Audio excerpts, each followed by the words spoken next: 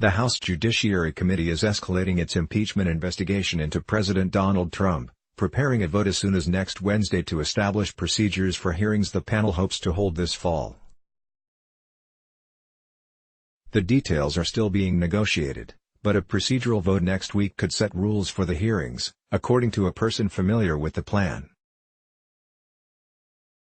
The person requested anonymity because the resolution is still being worked out and the person wasn't authorized to discuss it. The rules could include allowing staff to question witnesses, allowing some evidence to be presented in closed sessions to protect sensitive materials, and allowing the President's counsel to respond in writing to evidence and testimony, among other guidelines.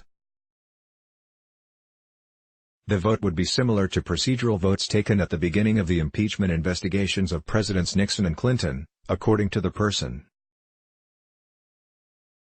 Tentative details of the resolution were discussed on a call with members of the committee Friday as they prepare to return to Washington next week after a 6-week recess. House Judiciary Committee Chairman Gerald Nadler, DNY, said just before the recess that the committee is already pursuing an impeachment investigation as it has called multiple witnesses related to former special counsel Robert S.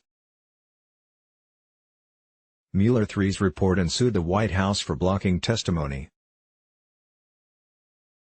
Advertisement. The vote would make clear that the committee is indeed serious about moving forward with an impeachment probe, even as House Speaker Nancy Pelosi, D. San Francisco, has urged caution to members, saying again recently that public support for impeachment is still lacking, but it would only be a technical step, and the committee would still have to introduce articles of impeachment and vote on them before the full House would be able to consider approving charges against Trump.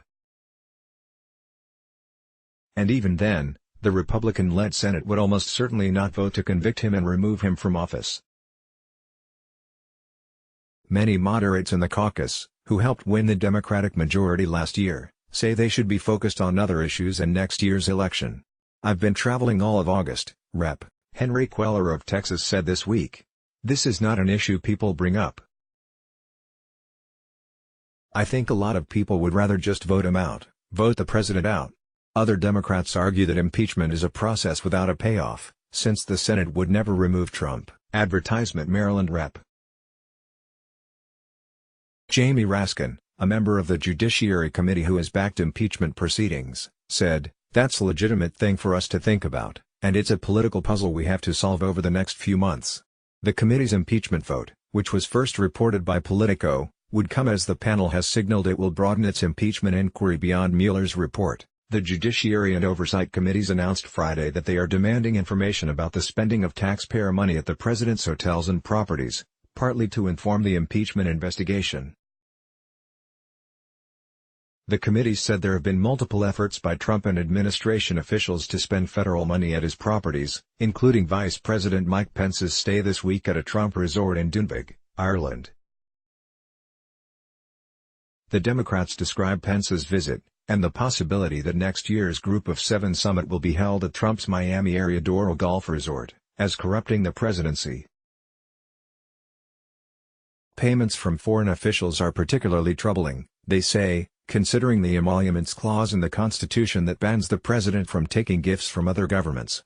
"We have been focused on the Mueller report, and that is a very small part of the overall picture," said Raskin. "We must get America focused on the ongoing violations against basic constitutional principles."